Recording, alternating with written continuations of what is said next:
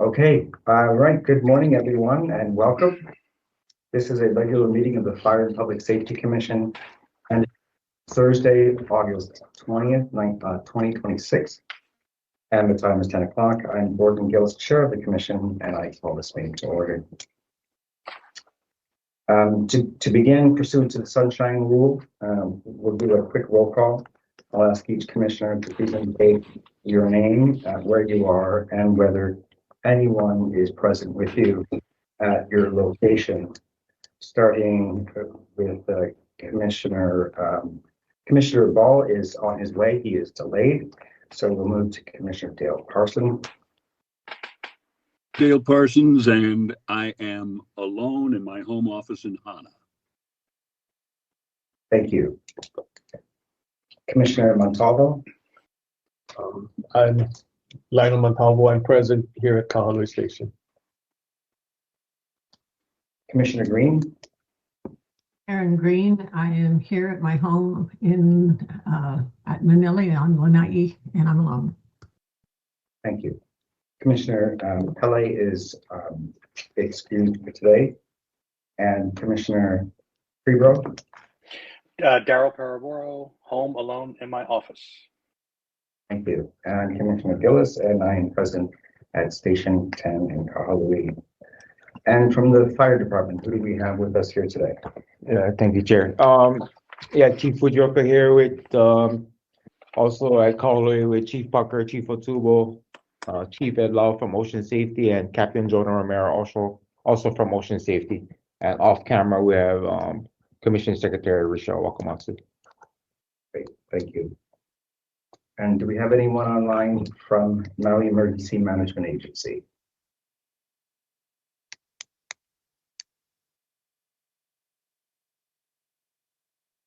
Okay. From Corporation Counsel.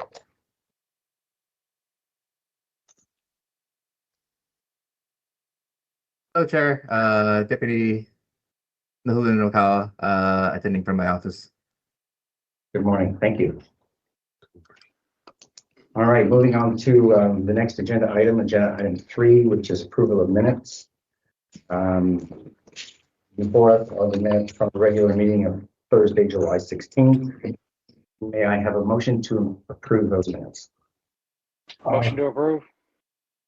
Motion to approve. That was by Mr. Freebro. Okay. Commissioner Green will second. Thank you. Any discussions or corrections to the minutes?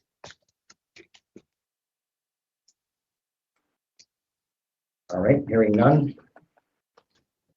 Do a quick vote. Those commissioners voting to approve, please say aye. Opposed, please say nay. Starting with Commissioner Parsons. Aye. Commissioner Montalvo. Aye. Commissioner Green. Aye. Commissioner Freebro. Aye. And the chair votes aye. The vote is unanimous, and the motion passes. Moving on to the next agenda item is the public testimony on our agenda items. As you know, members of the public are welcome to testify about any agenda item, either at this time or at any other appropriate time during the meeting until it concludes. Rochelle, at this point, do we have anyone signed up or present who wish to testify? No, but I do think Court Counsel might have a question for you. Yes, sorry, Chair. I just wanted to check because I've been having some technical difficulties this morning. I can't see any cameras on other than the main camera. I just wanted to check if on your side you could see at least a quorum of members on camera. Okay, awesome. Thank you. Yes.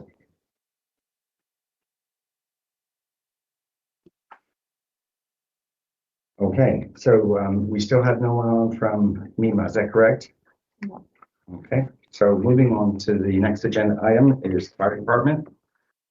And we will begin with the informational report for July. And And starting with Chief Ventura. All right. Good morning, everybody. Can you hear me okay? Excellent.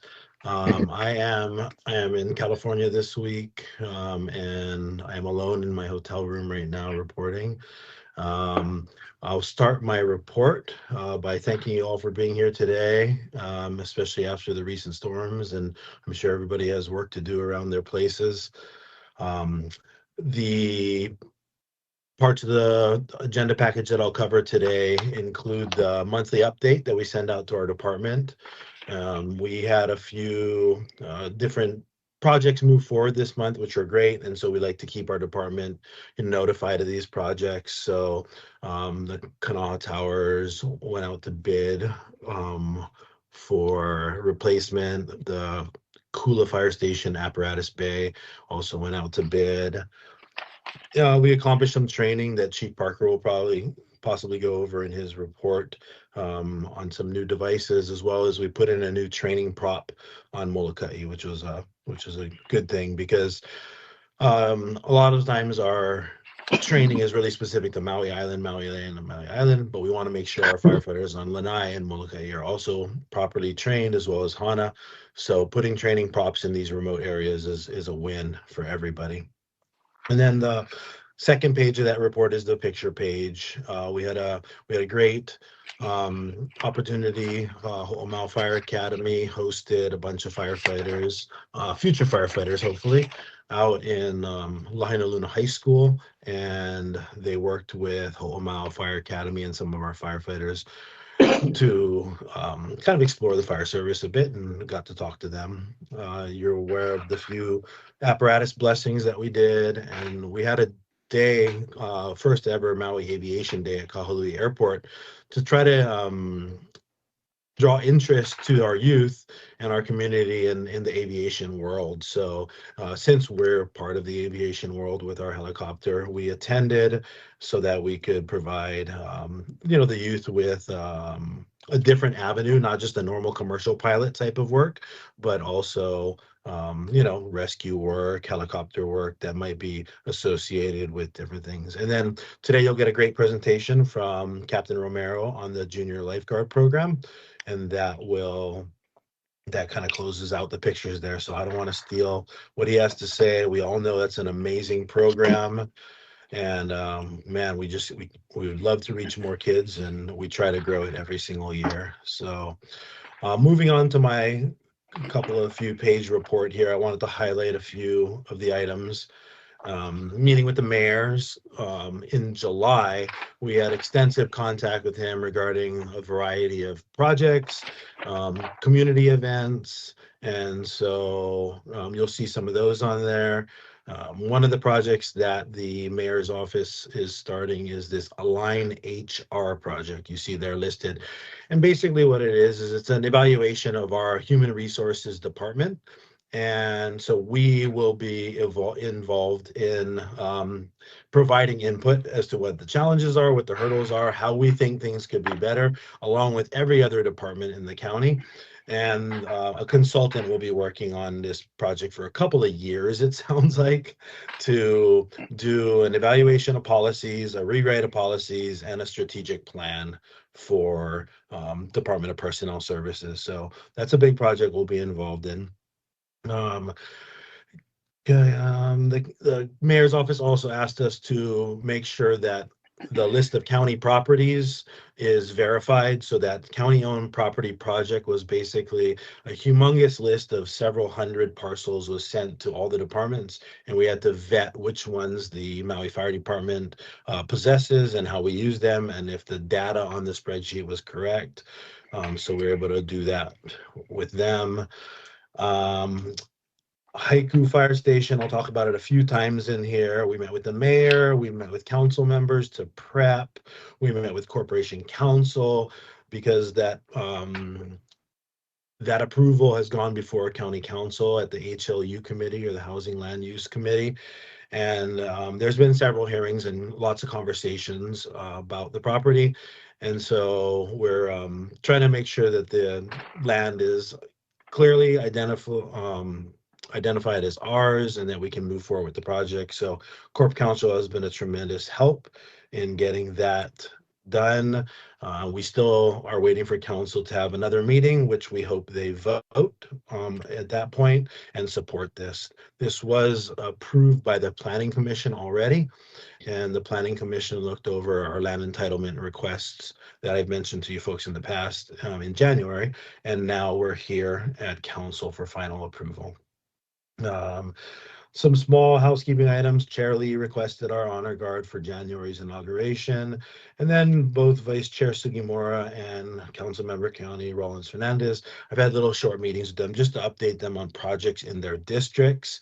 And I mentioned the Kula Fire Station apparatus bay going out to bid, and then in Molokaʻi.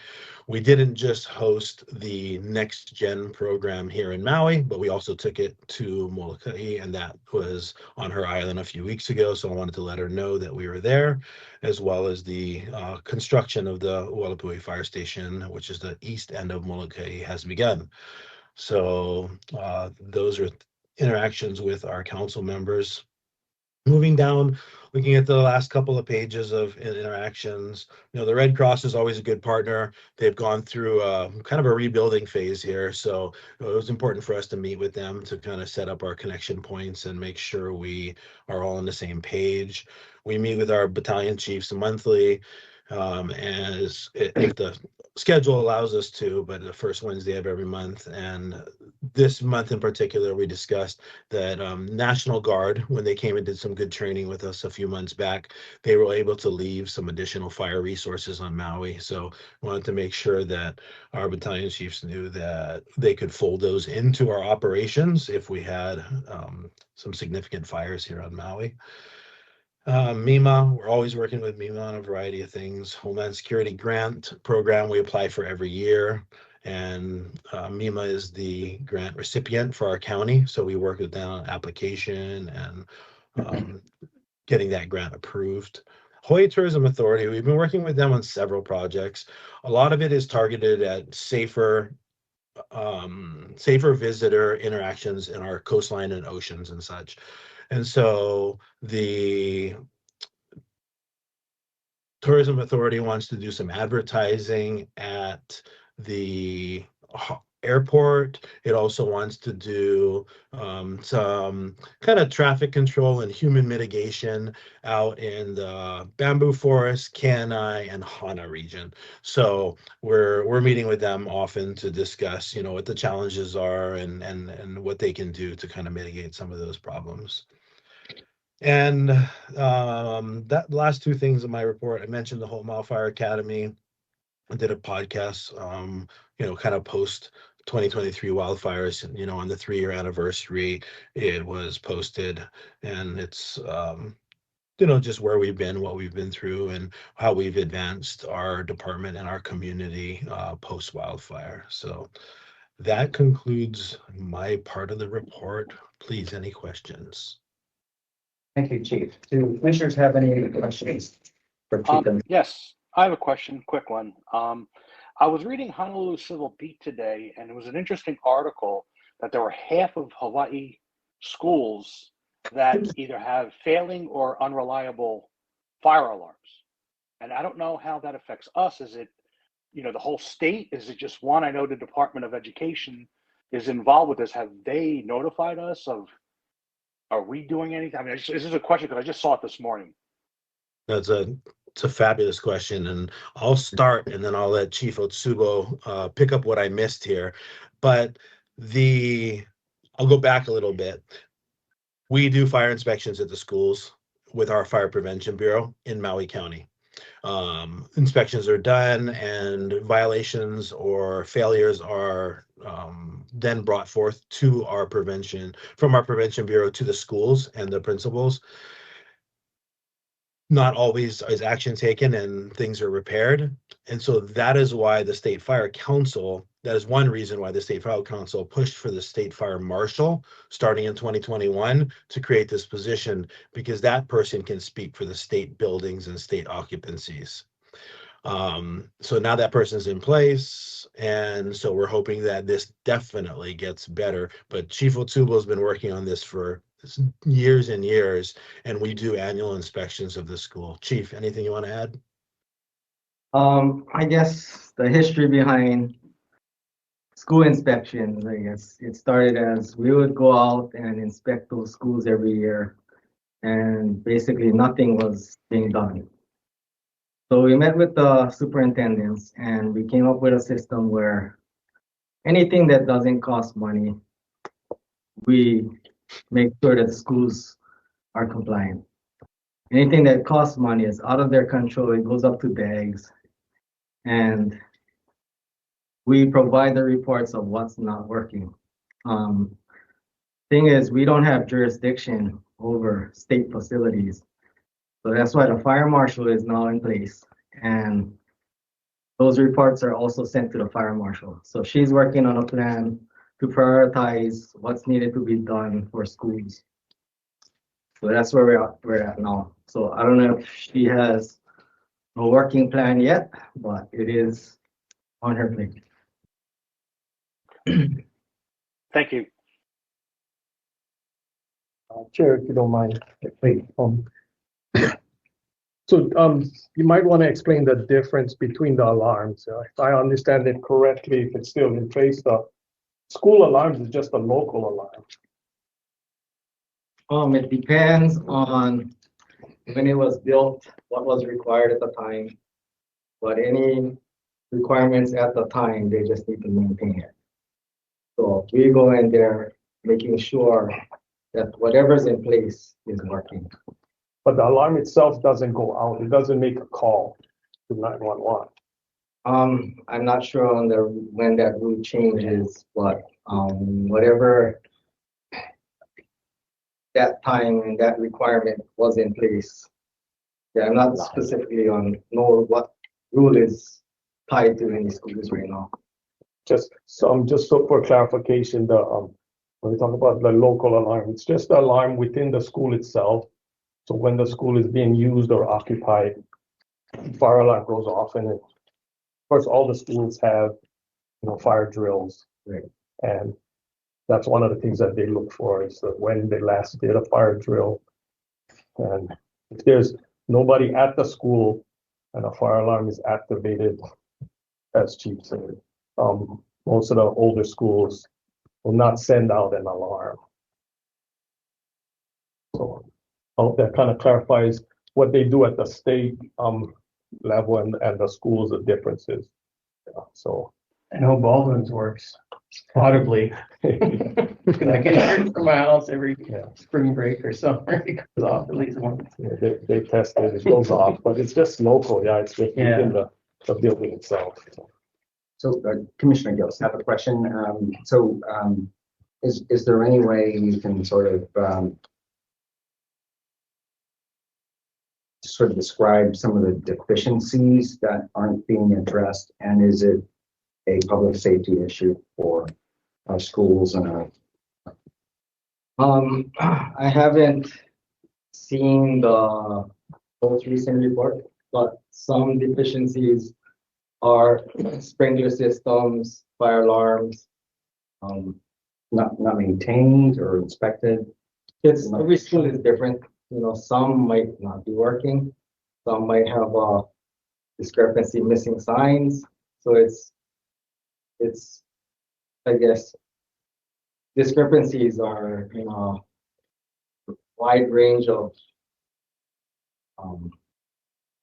I cannot explain everything, but they have things like extension cords on the ground, yeah. So they go through their list and we compile all of the deficiencies, fix what the school can fix, and then have the state prioritize with their funding what they need to fix first. So just every one of those items you mentioned are also OSHA and HIOSH violations, and they have enforcement capacity. And having worked for both federal and state OSHA, many of the referrals that come in are from fire departments and other things like that. And so there is mechanisms to enforce that outside of sort of just the fire department. That would be tough too, right? Because some of the schools are what, 80 years old and some are 2 years old, so. And they would be held to accountable, you know, for whatever the year they were established and so on, so they can. But anything that's installed must be maintained. A lot of the electrical stuff is definitely there as well, but. So it's kind of hard because what we can do is either find them or stop work order. And we can't shut down the school. And finding DOE is kind of like, what is that going to do? I'm just encouraging that, you know, Yeah. pass it on to Hāna and they will follow up and it will be done. Yeah, I think that's a conversation with fire marshal and. Yeah. Need to figure out for a state. But that might be usually. Great. Any other questions for Chief Ventura? Nice report. All right, thank you, Chief. Moving on to Deputy Fire Chief. Hey, good morning, Chair. Thank you. I'm sorry. I just want to, for the minutes, just make a mention that Vice Chair County Ball has joined us here at Station 10. Sorry. Yeah. Okay, just going over my monthly report for the month of July. Department interviews and promotions. So we had one promotion of a firefighter to firefighter 2 on our hazmat company. Cameron Lair got promoted. Moving on to apparatus committee, we did lock down a final inspection for the end of September for 5 of our Skeeter mini trucks. That should be completed at the end of September. Union interactions, just meeting with HFFA. We met with them to discuss several policies, and then we also had a step 1 grievance meeting. Let's see, you guys can see the community interactions we had in the month of July, some first responder, KKID, hands-only CPR and stop the bleeding training with Fukumoto Engineering. And miscellaneous items, I know Chief Brad covered some of these stuff. Our battalion chiefs meeting. We did have interviews, 2 days of interviews for fire captain. Attended our directors and deputies meeting. We had a couple blessings of our apparatus, which you guys saw. We also met with our turnout vendor, All-Star and Lion. I think we talked about it several meetings ago, but we finalized that contract with them. So they came down, we met with them. Rescue Boat 3, so Fire 3 and I flew to Kona in the month at the ending of July to go and meet with our vendor there who is doing the fiberglass work for Lahaina Rescue Boat. So it's going good. He's doing some real quality work, and from what we can get, our boat is safe after this past storms. And then also minimum qualifications. So we're just amending all of our positions in our department, working on our minimum qualifications for each position. So we made some few changes, which we're hoping is for the better. That is it for the month of July for my report. I'll be happy to answer any questions. Thank you. Any questions? I have a question. Yeah. The step 1 grievance, is that personnel issue, that grievance? Yeah, I guess you could say that. Tell me in open session. It's just yeah, he's without mentioning any names, yeah. Okay. He felt like he was.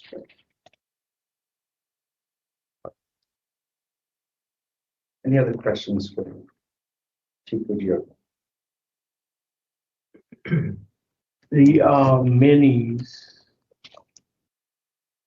that are coming in, and so those are for replacement, obviously.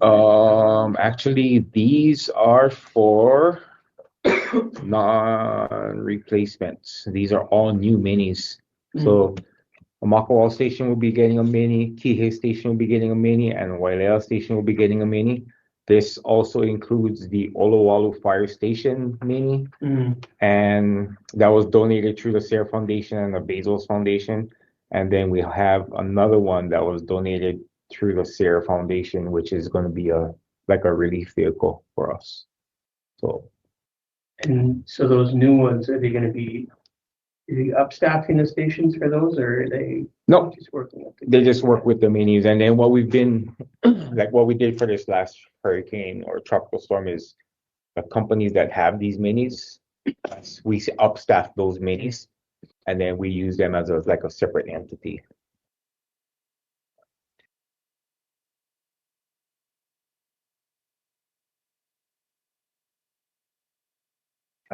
So moving on to operations. Good morning, gang. The incidents at the top, the one I can kind of point out, there's this Nakalele rescue that involved Reach 48. So we've been having some kind of growing pains with Reach 48. So we've developed some policies with them, and it was kind of a good chance to kind of see how that goes. And so, with AMR, it's pretty much almost 3 different entities responding to this. So it's so that Reach 48 call it showed, some of the things we still need to work on. And we still have growing pains with our own helicopter and its capabilities to do things that we weren't used to. So that call ended up working out well. Coming down to the training, we normally provide some kind of HazTech training for our new people, and it's normally through a third party, which for the last few years has been this people called the Dean of Hazmat. And they're kind of old timers that are starting to get over teaching hazmat. So we had our hazmat coordinator attend the whole 2-week class, and in the attempt to hopefully be able to in the future, we'll provide our own HazTech training to our people, which I think would be a big step for us to not have to rely on a third party, because we do require our hazmat personnel to be HazTech.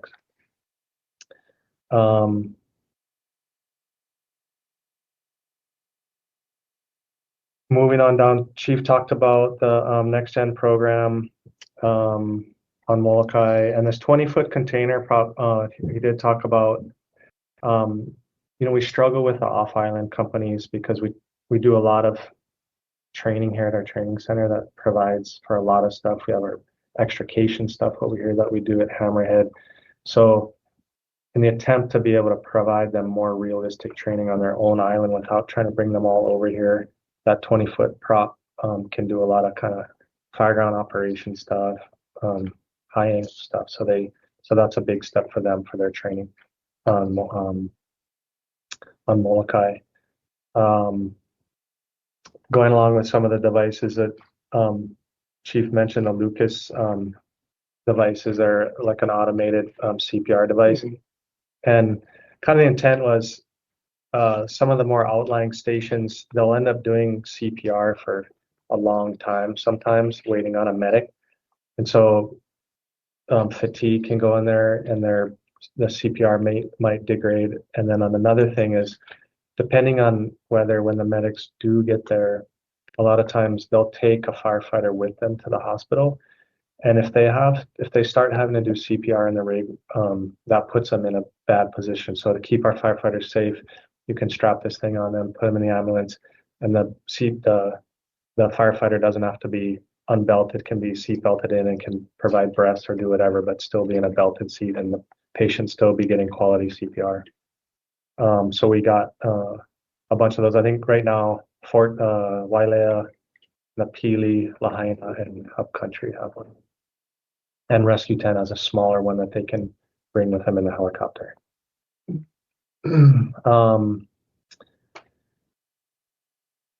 Moving on down, we I think I talked about last time, the trench rescue class that we started. So we kind of took on a new discipline, and Alpha Construction really helped out in this new project over here that they're doing over across from Safeway. They dug some trenches, and we brought over this company that's been teaching Honolulu Fire Department their trench stuff. They came over and taught 2 separate classes to also bring our instructors in along with them to help teach the class. so that moving forward, we can teach our own trench rescue class. So that went well.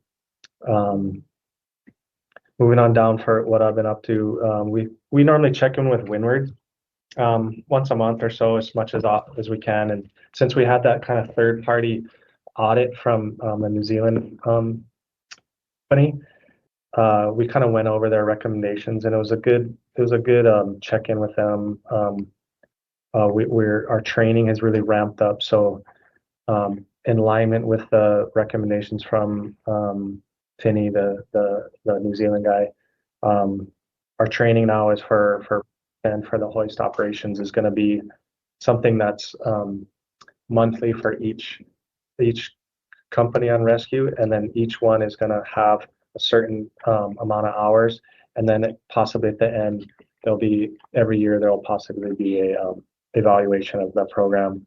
So that was a check-in with them. Our dive program, we're always kind of up and down with our dive program because it's a discipline that we don't do often, but it's a discipline that is obviously necessary for us. So it's another third-party vendor that provides our training. So we're sending some of our instructors to Oahu to provide teaching to maintain their teaching cert. So our dive program is kind of back up and running. We had HWMO had a FSRI kind of come in and give a lithium-ion battery report on their last battery. FSRI did a big study on batteries. I don't think I've seen it, but it was pretty cool because we're all struggling with the technology and how to respond to it, and we all kind of have just our own common sense approach to it, what we've thought we've been doing, and what it's kind of come down to is it's aligning with what we've kind of been doing. And one of the big things I took out of it was a lot of the battery fire stuff is the biggest part of the fire. A lot of times is the actual contents of the car, and the way that the batteries are designed, which we all know they're hard to put out just because they're pretty much in a metal can. And so their recommendations, we kind of got this whole flow chart from them on when and where and how to suppress these is pretty much is put out the majority of the cab fire and let the battery kind of do what it's going to do. With that, our SOGs on battery fires is constantly evolving. I've changed it about 14 times in the last year. So that was a good report for them. So I'm glad. I'm happy for FSRI's report. Every month I sit on this Maui wildfire coordinating group. DOFA has completed some of their dip tanks out on the Malaya side. They're working with Hālakai Ranch to put some higher up on the south side. They want to do kind of bring helicopters in to do some dip tank training on the Malaya one. So we're going to support them with that. They also DOFA kind of struggles with some of their dispatching. A lot of times they feel like they're the last ones to know because they kind of rely on one of us to give them a call. And so we put a couple, Lance Silva and another one of his fire kind of managers on our WhatsApp group. That's kind of what our BCs and our captains report on, so that mostly it's for MEMA purposes and for us to make decisions. But they're on it now, which has seemed like it's been working well. So they're able to mount a response if they feel that it's within their purview and in their lands. They got the grazing contract along that corridor on by Malaya, so hopefully that will catch some of the fires that are going to come off the road over there. So it's kind of a irrigated 100-yard wide swath that goes all the way down, and they're grazing it and watering it. So that was an attempt to keep fires from coming up on the Pali. They've been rehabbing their west side fire breaks, what they put in years ago and never really did anything with, so they're kind of rehabbing those. And then Chief mentioned the RB3 checkup, which is great. It should be done ahead of schedule, and we can start getting it back and get it back to Maui and mount the engine. But that's all I got on my report. You guys got any questions? I have a question. On these batteries, is there anything happening from a federal standpoint to mandate designs to ensure that you can get to these batteries when there is a fire. I mean, right now it looks like the best option in a lot of instances is just let it burn out. Is because it's designed to protect the passenger Yeah, compartment. so it's under the vehicle, yeah. So it's kind of it's this thing that if it was easy to get at, it's kind of protecting the passenger. So I'm not sure on the federal side is what they're doing. I'm sure they're working on it. On the county side, MEMA's been really involved. It's kind of spearheading this. We all feel that it's it's kind of a Kako thing where it should probably be built into your registration. The county should have funds to be able to have a yard, have a tow company that's able to containerize it, at least take it somewhere to let it kind of burn out. So that involves all different departments in our county, and there is a working group that is working on that. So we're just kind of the ones stuck with trying to deal with it right now. But we do have our protocols for it, and we're still working on it. But yeah, it would be great if federally, if mandated from the manufacturers, they could make it a little bit easier to deal with. Thank you. Because you have that thermal runaway, right? And then that's it. You can't do anything, right? You just got to burn through each cell and keep going. But you're saying that we have a general order when engines respond, and so they have a. So I was watching this thing on general research maybe. They came up with a standardized plan, right? They put out like less water, right? Or let it burn kind of thing, like you're saying. But yeah, part with water. Because a lot of that water is not getting to the source because it's in that protected.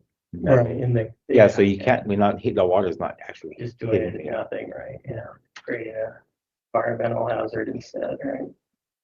Yeah, and they just free burned a bunch of vehicles, and they learned that if you let it free burn about 90 minutes, the cars and the battery is almost 90% completely destroyed. Mhm. So pretty much if you can handle 90 minutes of free burning, and if you just can knock down the big part of the candle, which is the cab.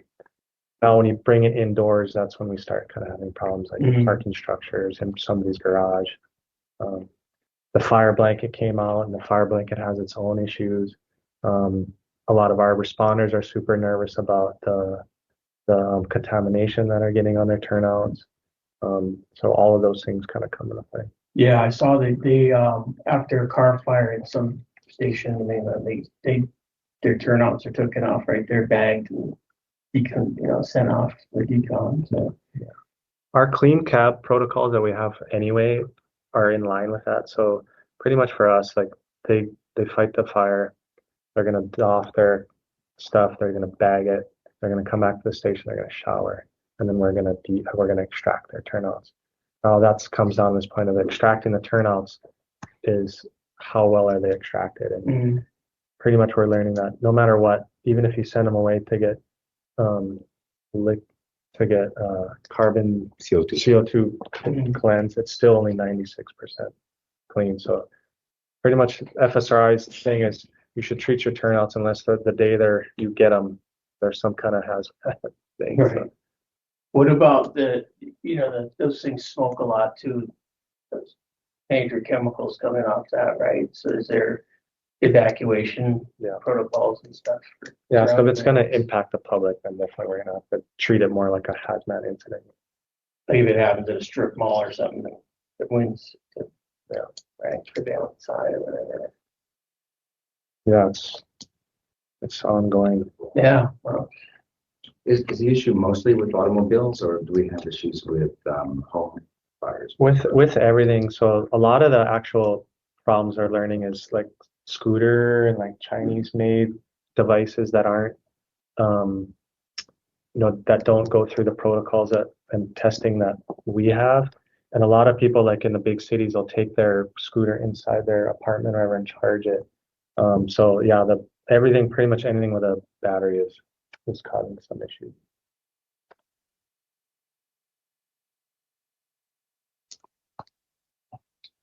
Any other questions for Chief Parker? Oh, I have a question on that reach issues. Was it communication issues or? It's always kind of communication stuff because they have, FAA comms are on, they have Metacom, which we're not on, and then we have our command channel. So we kind of came up with a guideline for all of us, and we're going to bring them all onto our FD channels. But that takes discipline, and our radio communications have a process, and sometimes these third party, they're not used to the way that we talk on the radio. So just kind of getting them to like stick to standard. Yeah, just to keep the traffic down.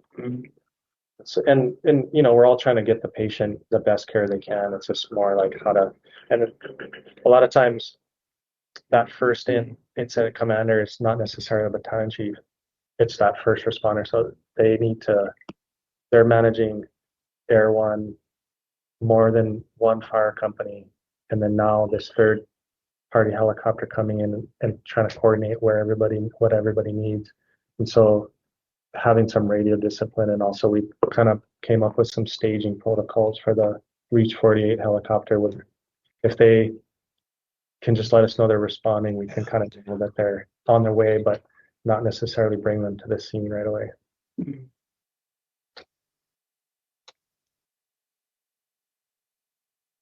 Okay, thank you.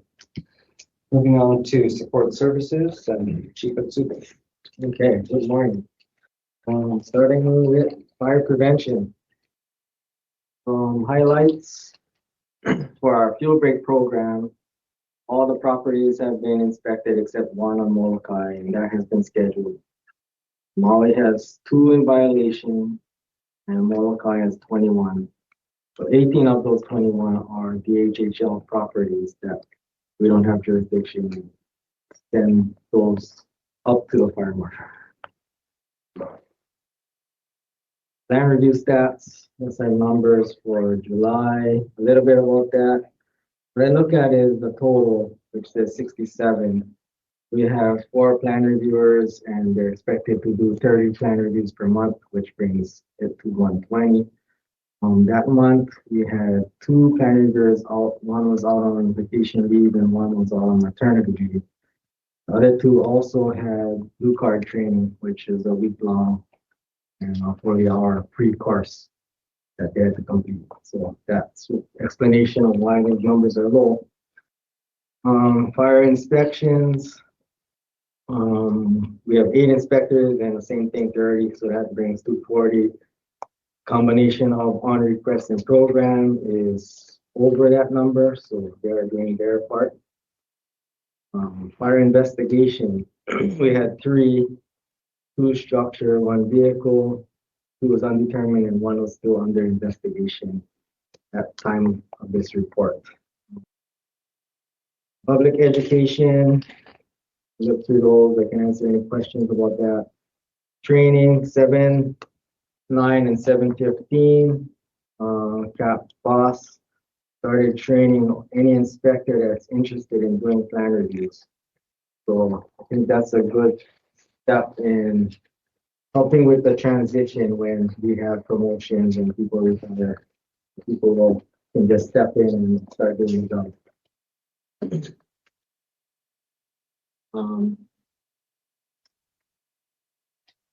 Next is county community meetings. And I can look through those and I can answer any questions. Moving on to health and safety. Health and safety is currently working on hydrostatic testing of all cylinders that are over 5 years. And they do that every year and take out the ones that have reached their 5-year mark and they hydro testing. Third bullet, flow testing. Their auto packs are flow tested annually, and they are ahead of schedule on that. Move to the next page, on page 3. Second bullet point, annual inspections have been completed. We actually have a meeting later today to discuss what they found and how we're gonna handle any issues that they got. 1582, the date has been moved to September 15. And you all know from the other meetings, the vendor that won the low bid stepped out, so we had to scramble and get the other vendor up and running. So we have daily communications with them, trying to finalize the contract and work out all the details on these logistics and scheduling. Yeah, that's it for health and safety. Moving on to the next page. CIP. We have some updates. So on page 5, we have those 2 highlighted small tiny little letters that could fit on this page. So Kula Fire Station, they went from phase 3, build funding has been completed and it's now up to bid. And then the 2 on the bottom, Lahaina Fire Station re-roof and Kia Fire Station re-roof, phase 1 design funding has been completed. Moving into phase 2, planning and design. So that's the updates for CIP. Question on the Wailuku station, station 1. Is there roof issues there? Yes. Yeah. Yeah. So we, Any plans to rebuild that station? And Not rebuild, but we're doing on temporary repair. Like we cutting the PO like this week to do a temporary repair because that station's supposed to get PV and re-roofed, I think. it's supposed to be have an entire roof. Yeah. I just had a vision of like a 2-story with apparatus bay underneath, you know. So that kind of ties into our big admin project for the new station in Akakū. That's our future. Hopefully we can build that station and then that Wailuku station will hopefully kind of tone down their numbers a little bit. Yeah. So when we had the Kona low storms, we had that initially. We had our guys do a temporary repair. All came in and it didn't work. So we do have a total re-roof plan coming soon. But we just approved the PO to do another temporary repair or until we get that. I think the PV plan got pushed back to like October, I want to say now. So we still got to make it through some months here. So we're just going to move forward with another temporary fix. Yeah, and then the last thing I have on other notable highlights. For IWUI code on July 22nd, we met with Director Public Works, Director Molino, to discuss how our building is gonna take portions of the code, fire is gonna take some, and then we agreed that the building department will handle construction requirements and inspections. Fire department will handle access water supply and vegetation clearance, which we already kind of do. So it's gonna be aligned with what we already do. That's the good thing. And the report, and there's any questions? Chief. Any questions for Chief Otsubo?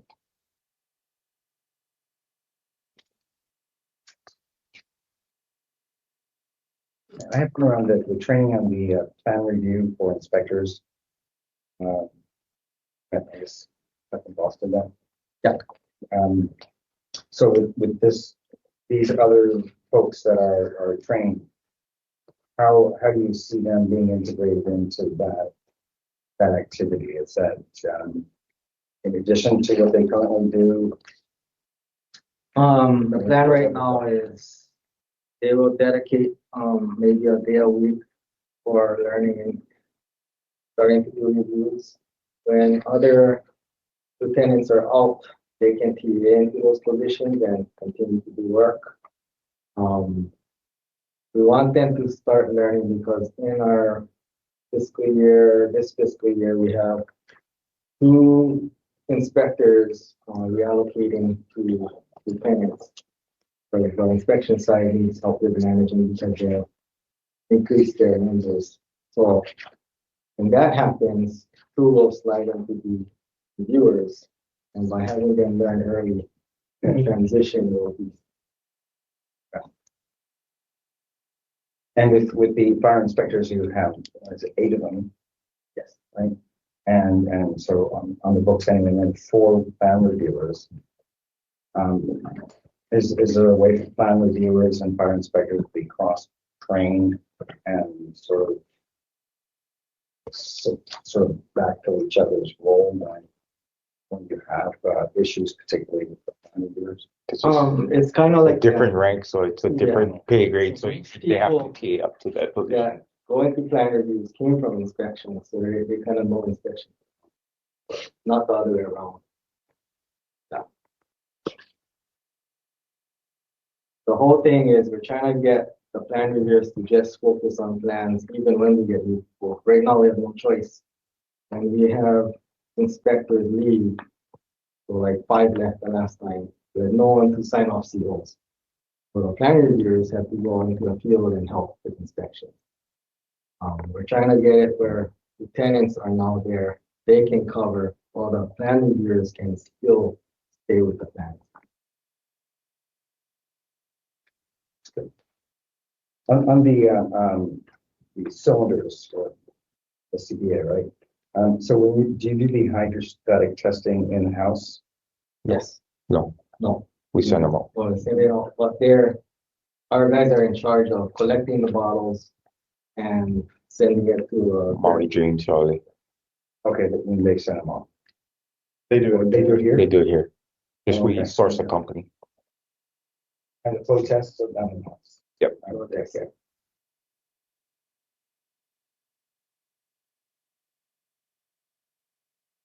These annual inspections, is that be done by the county's safety program?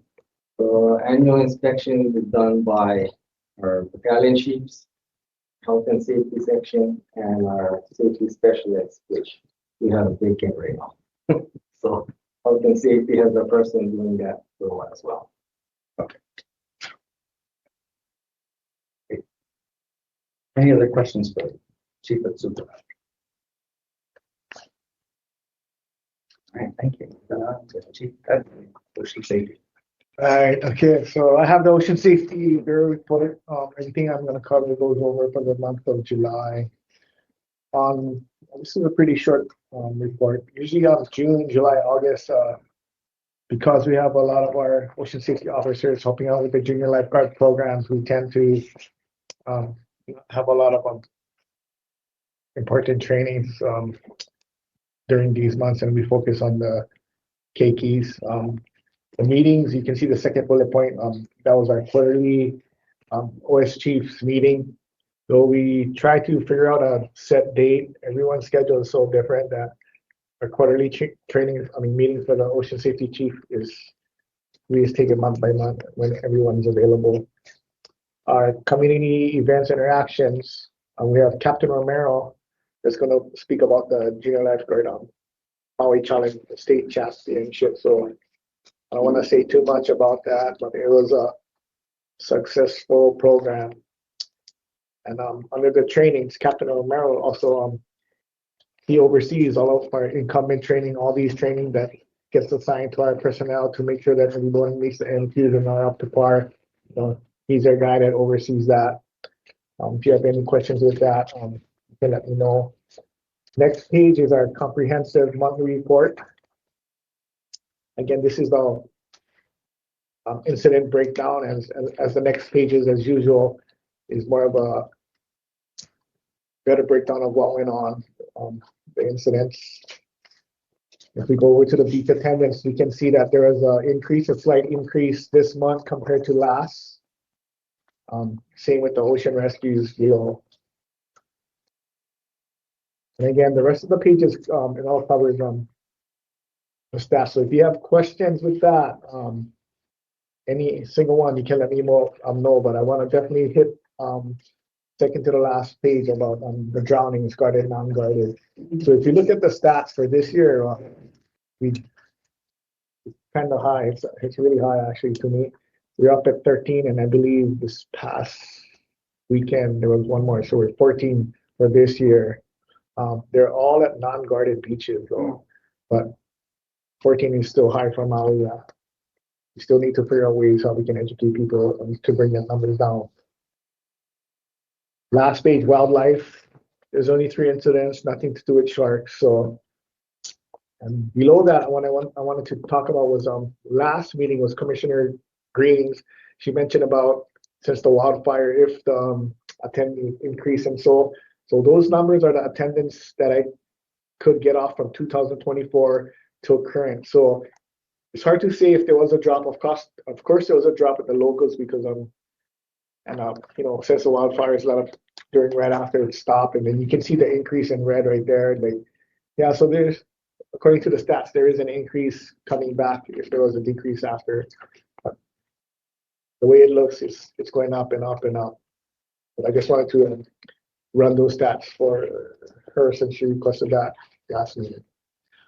Other than that, I'm open for questions. Okay, thank you. Any questions for Otsubo? I have a question. On those drawings, right? As far as the education, I mean, is there anything out there that you're talking about this? So, good question. So what we have been happening right now, we have our operations manager. He worked with I can't remember her name. Sorry, but she's at HTA. We have a volunteer group that he met and did some training with them. What's her name? Megan. So what this group is going to do during our high surf events, like Kapulu and Pili Bay, they're going to go out there and help educate people. That way they know the danger before they go in. And I just speak with Chief Parker, which I'll talk about more next meeting. But with this hurricane event, what we did to also assist is we upstaff we made roving patrols, one for each district, to catch those beaches that are not lifeguarded. And our roving teams did great to warn people about the hurricane. Mm-hmm. And there's a lot of people that we find out that they don't really know. They think it's so.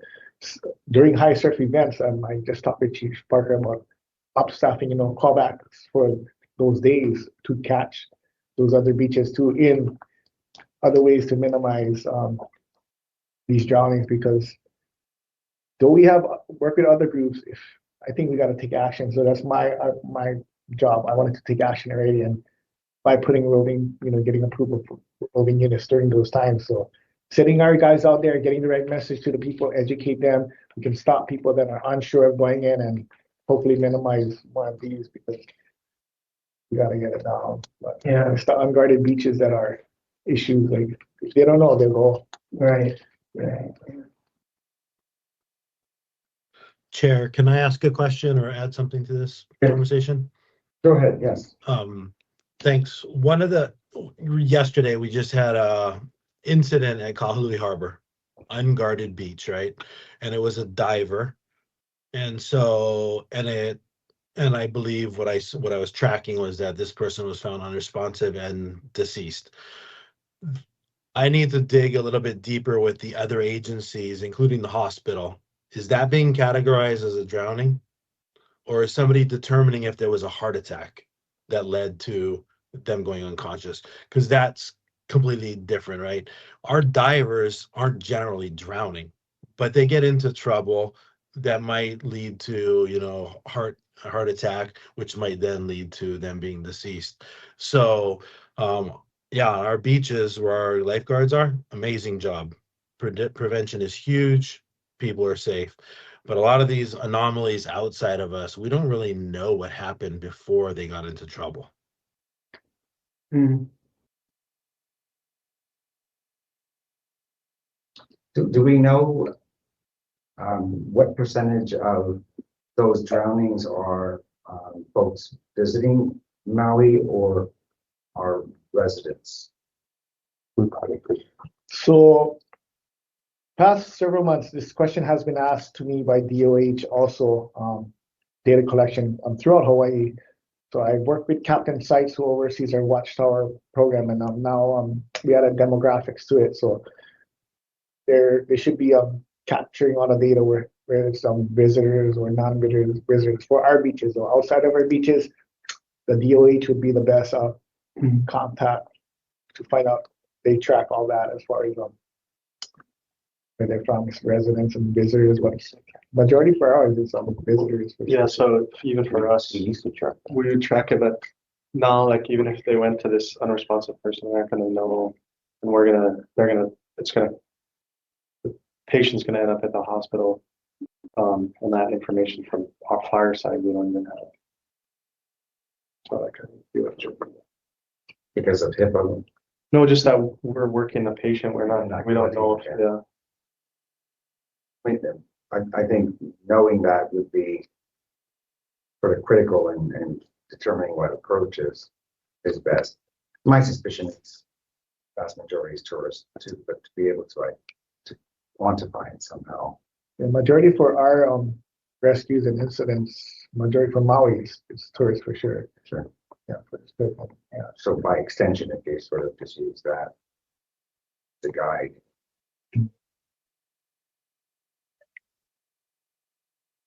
Any other questions? Yes, Commissioner Green. You're on mute. We can't hear you. Yes, thank you. I want to follow up on what Chief Ventura was saying. So do I understand from what you're saying that unless somebody asks for an autopsy, they are just going to automatically assume drowning? And that's how it's normally determined? That's a great question. I'm gonna kind of bounce this also off of Chief Ed Lau. Yesterday's incident, would you guys add that as a drowning to your statistics?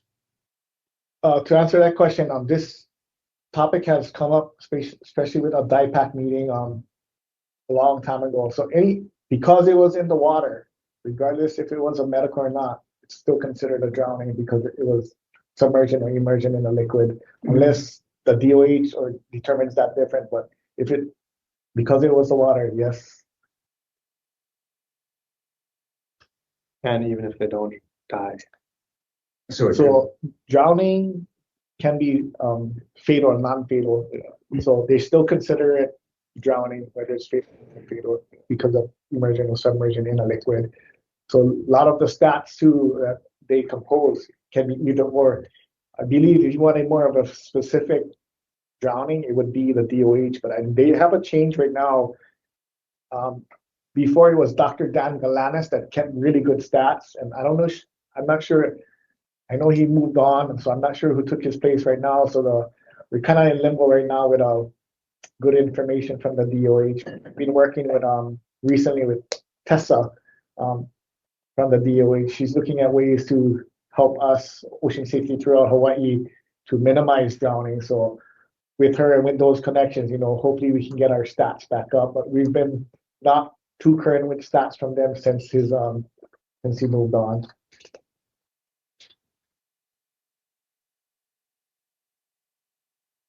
So with these drownings here, do we assume that they're fatal? Is that what this number sort of represents? So it's hard to tell fatal and non-fatal unless what I hear on the radio, what we know from responding. But I cannot say for certain that all are fatal, but I know, yes, majority are. And if somebody suffered a cardiac arrest in the water, that would be considered a drowning? If it's in the water, yes. It's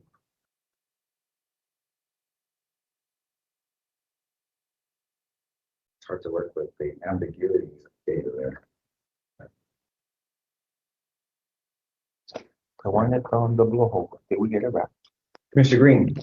Yeah, Chair, can I just change the discussion a little bit? I was looking at the wildlife here. I understand shark, but what other wildlife incidents what would get in that category? And no sharks. So, and it says, just let me finish here. And involved parties, 111. So can you explain that for me, please? So like, yeah, so like Portuguese man of war, if there's like they post signs Portuguese man of wars, there's like you gotta notify them, which we did have. So there's a lot of people that you warn posting signs, and same with monk seals and so on. But when you see high numbers, you can assume that it's like Portuguese man of war, because when they wash up, it affects the whole beach and coastline. So we did have some man of wars. Thank you.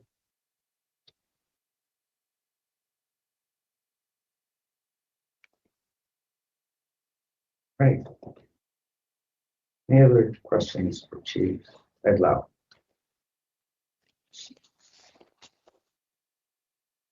Could you introduce your speaker for today?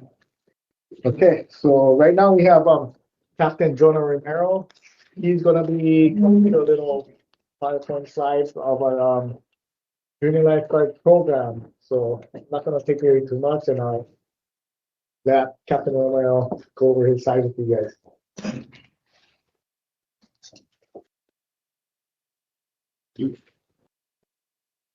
I just clicked on that. Yeah, at the bottom. Maybe. Thank you.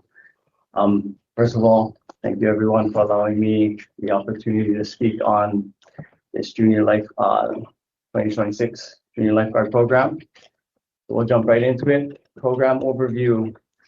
Each session is a week long, Monday through Friday. And our goal is to prepare the youth with essential ocean safety skills.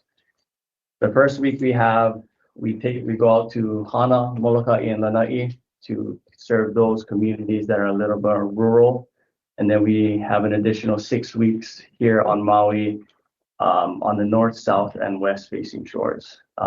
So with the 7 weeks total, this year we were able to capture about 450 participants, up from 300 in 2025. So that was a good thing. The importance of the program, drowning is the leading cause of death in Hawaii for kids ages 1 through 15. So to me, learning that was really alarming. Also a potential career pathway, right? A lot of kids understand that lifeguarding is a career that they can do here in Hawaii. And we also did a poll a couple of years ago, and I believe over 30% of our workforce that are lifeguards participated in the Junior Lifeguard Program at some capacity. So that was really cool. The age groups. So we have the Guard Start, which is the small guys, 8 to 11-year-olds. A lot of times these are the little brothers and sisters. So what we try to do is allow them to take whatever swim capabilities they have and have confidence and gain confidence in an ocean environment, right? So the little guys being able to kind of learn without being hovered over by their parents, and then in a recreational kind of activity way with their friends and whatnot. The next group, we have the 12 to 17-year-olds. These are the kind of, I want to say, the ones that are actually out there going to the beaches by themselves, watching their younger brothers and sisters. And then they have that, pathway to seeing it as a career potentially. So we teach them basic first aid, hands-only CPR, and then intro to some rescue equipment. So here we have them doing the sling and swath, which is a really useful kind of medical aid for the kids. And then what's really cool is on the right-hand side, that young man that's teaching the kids or his brothers, his younger brother, how to do basic first aid. He was actually in our program since he was 10. So when they continue on and they show interest, they come, when they're 15, 16, he is 17 years old now. So we use him as sort of like helpers within the program. So you give them more responsibility, and you can see the confidence that they grow by you showing them. And of course, we instruct the CPR. This is Ocean Safety Officer Ozzy. He was one of the instructors on the North Shore. So this was in the substation at Hokipa. Allow the kids the opportunity to actually feel what it feels like to do hands-only CPR, which is really cool. And then, of course, we intro the rescue equipment. Here's our own rescue board. A lot of times these kids are going out with their own surfboards, their own boogie boards. So we also demo what we would use those pieces of equipment for in the event they're out there using using those boards and an emergency happens. Also, the rescue tube is a really big one, especially because they are situated throughout all the different beaches, many different beaches that are unguarded as well throughout Maui County. Teaching them how to properly utilize this piece of equipment especially is really important because for them to be actually using it might be an actual occurrence one day. So it's actually really cool to see. And of course, biggest thing they always like, to look at is our rescue watercraft. So we have the guards at Ho'okipa showing them the rescue watercraft out there, and then the rescue watercraft over on the west side.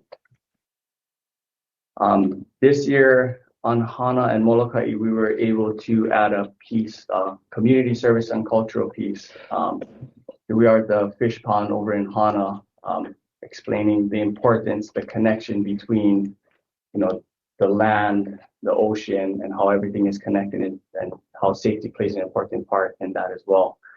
So this is the fish pond out in Hāna, and then we do have the lo'i restoration of the waterway over in Molokaʻi. The kids went and assisted with that. Of course, we have interdepartmental visits, which is, again, different career pathways, right? A lot of these kids get exposed to different things, such as we have the fire department come out. So this is Lānaʻi, Molokaʻi, and Hāna. And then, of course, they love seeing the water being shot and whatnot. Really cool. And then we have the medics. The medics come down as well. Again, different career pathways. And then they tie in the importance of how everyone works together, right? Not just lifeguards, not just EMS, not just fire, but how we all work together as one team. And of course, we practice the importance of physical fitness as lifeguards. So we put them through a little bit of physical fitness as well. At the end of the 7 weeks, we do what is called a county challenge. So we invite everyone that has participated within the program to compete in a series of events. This is how we determine how we take our team over to the state championships, which was held on Oahu this year. So they compete in a bunch of different events, like the 1,000-meter run. So, they get to show off where their friends, their family comes over and whatnot. It's actually really cool to see. This is a photo of beach flag. This is one of the more popular events. The participants lay 20 yards away from these flags facing the opposite direction, and then they're told to go. And then they all turn around and run, and they kind of get eliminated musical chair style. So one flag goes away until there's one left. And then paddleboard relays, and then we, of course, give awards for, first, second, and third. Again, trying to instill that confidence and, showing them that this is actual important skill to have. This year, TS Restaurants was very, this year and last year, they're super supportive. They not only provided us lunch for the challenge, but snacks throughout the 7 weeks of the program. We also had Waikomo Shave Ice, Rosalani Single Scoop, and Kalei's Lunchbox provided breakfast for us. So a lot of community support. So the community impact, obviously the kids gain confidence in the ocean through experience, right? Stronger community connection and overall safer future ocean users. That for us is the goal. For me personally, I got an opportunity to actually participate in it as an instructor this year, which was really awesome. And seeing the kids really gain the confidence and teaching them how to properly utilize the ocean was really awesome. Drowning is a serious issue here in Hawaii, especially with our kids. So if we can reach them early and teach them how to be safe or make good decisions, then kind of better for all of us. This year, I'm proud of what we were able to accomplish. A lot of people put a lot of time and effort into making this a success. And I want to thank the commission, thank our chiefs, the support staff, and everyone who continues to support our program. Because watching it from afar and seeing firsthand the kids and the confidence that they gain from this is such a really cool experience to have had. So thank you guys. And I'm open for any questions you're gonna have. Awesome job.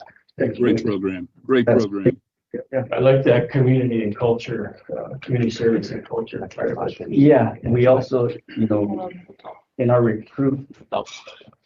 with our recruit classes, we introduce a portion of that as well, because we're seeing a lot of our recruits we're getting from the mainland, right? Which is really good. They have experience within the lifeguarding community, but what they lack is the cultural importance and understanding that this goes much deeper than going to the BLC. So I think that connection really gives them that buy. Right, sure. Yeah, or your kids talks. Yes.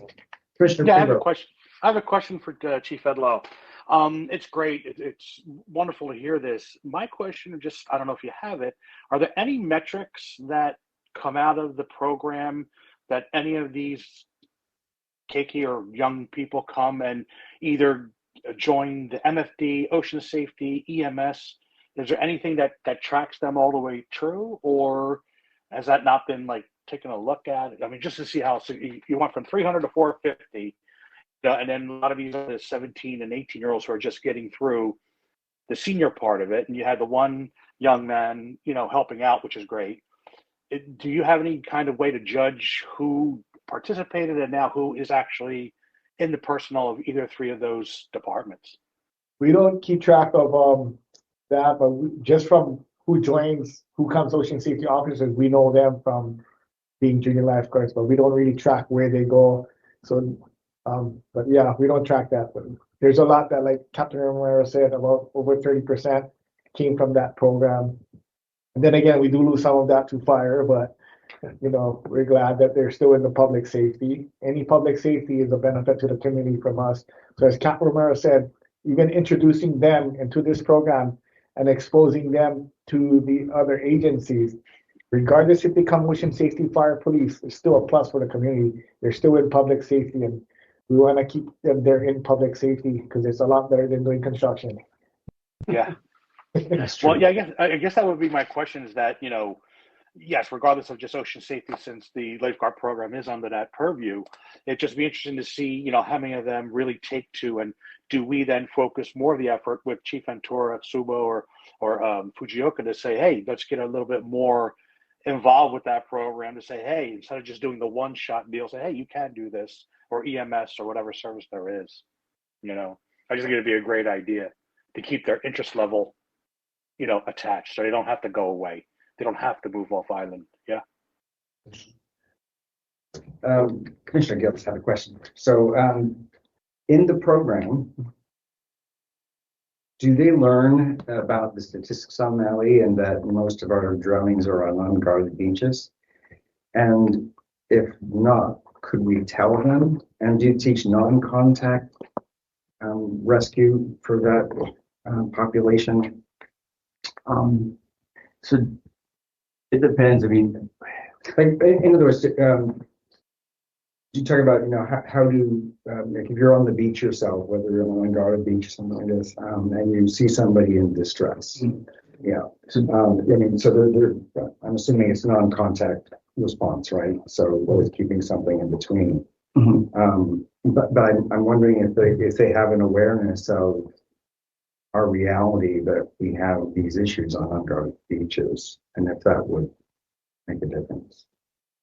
I think it depends on the class and the demographic of the kids that we have in class, because some of the kids, I think exposing them to something so severe like that might scare them away. So really, there are times where we'll have conversations with those that are a little more interested in what we're doing, and then explain to them why we're doing it, why is it important, and then instead of scaring the kids, because a lot of these kids, this is the first time they're being exposed to any type of public safety at any capacity, right? A lot of them, their parents are saying you need to do something for a week, and so they just follow and tag along with their friends. So, but we can't. I mean, they do know the importance of.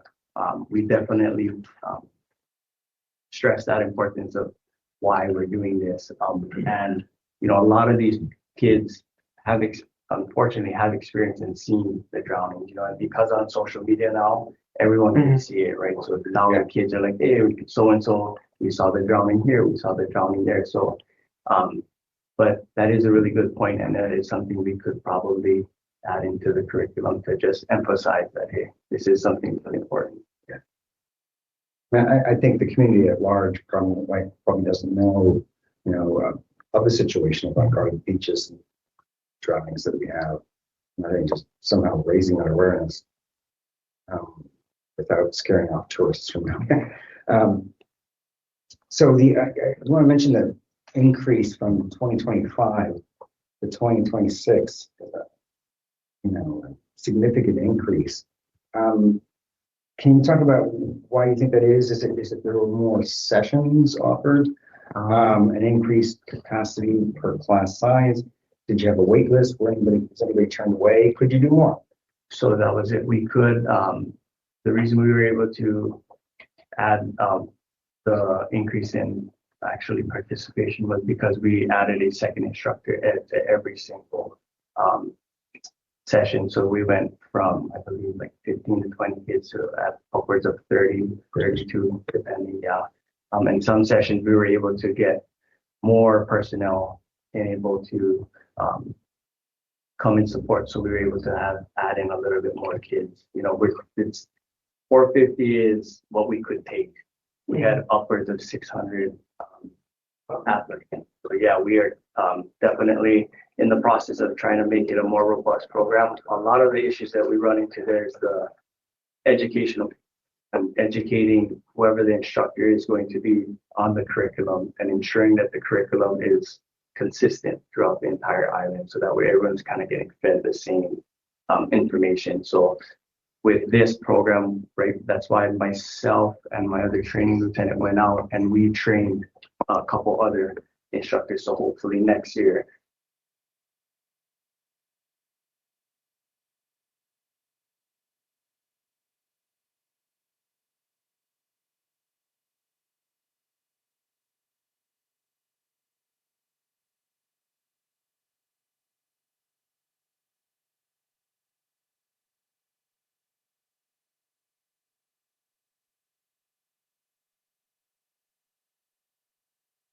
lives are saved by this program. So I think it's fantastic. the kids, when they share all the little, you know, stories of, hey, I told my brother not to go over there because there's rocks or whatnot, and just that little bit. Yeah.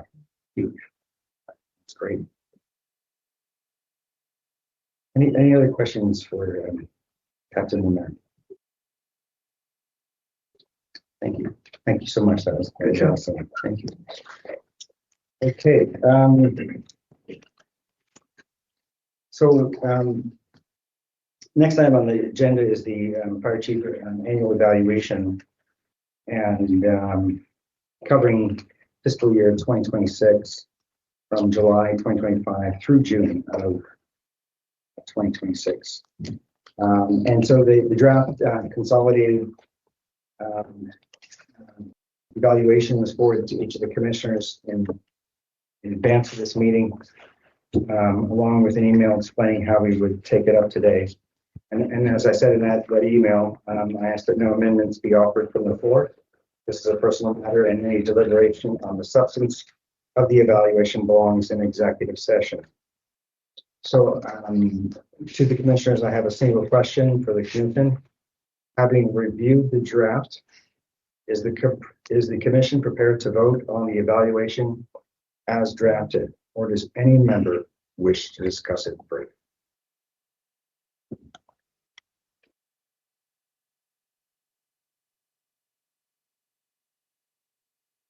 Okay.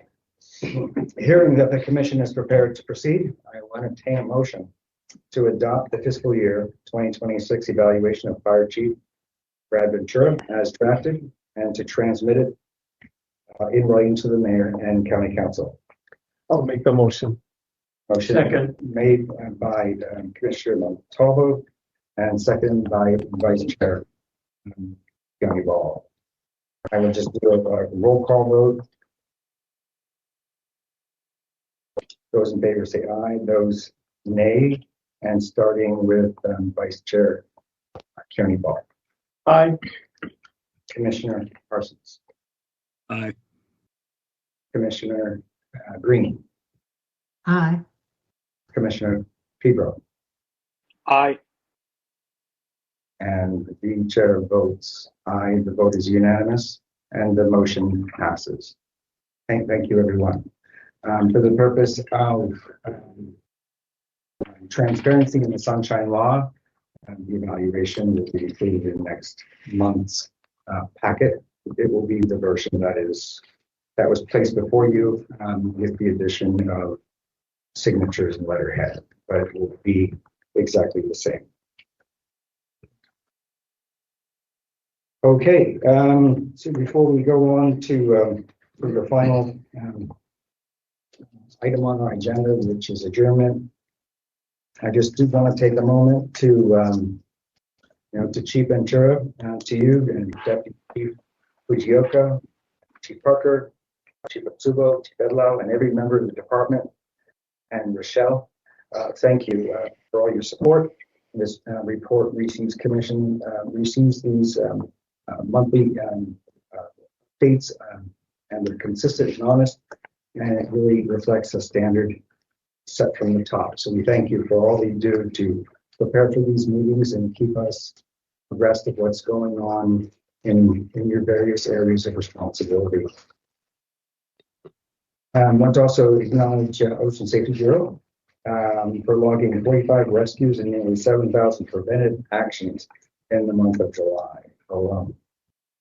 And Officer Romero, thank you for your presentation on the Junior Lifeguard Program and for all the work that went on behind the scenes and all you did to coordinate that and have it be the success that it was.